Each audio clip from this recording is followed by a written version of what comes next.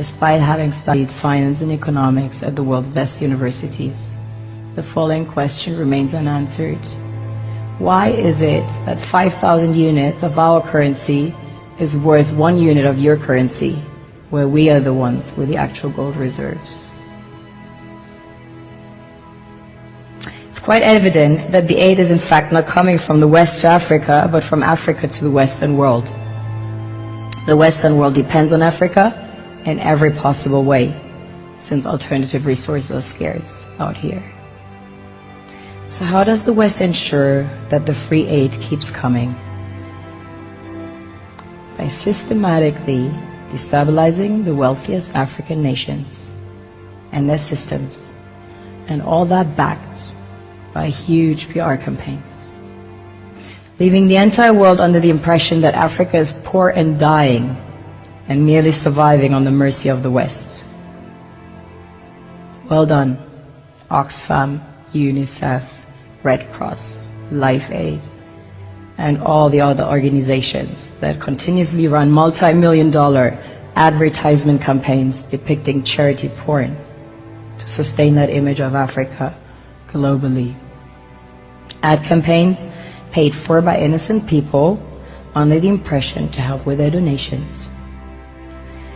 While one hand gives under the flashing lights of cameras, the other takes in the shadows. We all know the dollar is worthless, while the euro is merely charged with German intellect and technology, and maybe some Italian pasta. How can one expect donations from nations that have so little? It's super sweet of you to come with your colored paper in exchange for our gold and diamonds.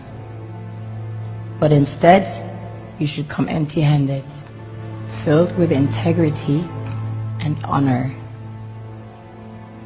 We want to share with you our wealth and invite you to share with us. The perception is that a healthy and striving Africa would not disperse its resources as freely and cheaply, which is logical.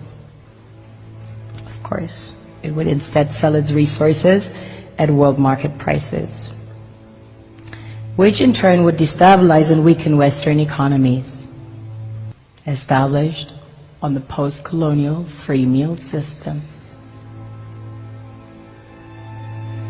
Last year, the IMF reports that 6 out of 10 of the world's fastest growing economies are in Africa, measured by their GDP growth. The French Treasury, for example, is receiving about $500 billion year in, year out, foreign exchange reserves from African countries based on colonial debt they forced them to pay. This is what happens in the human world, the world we have created.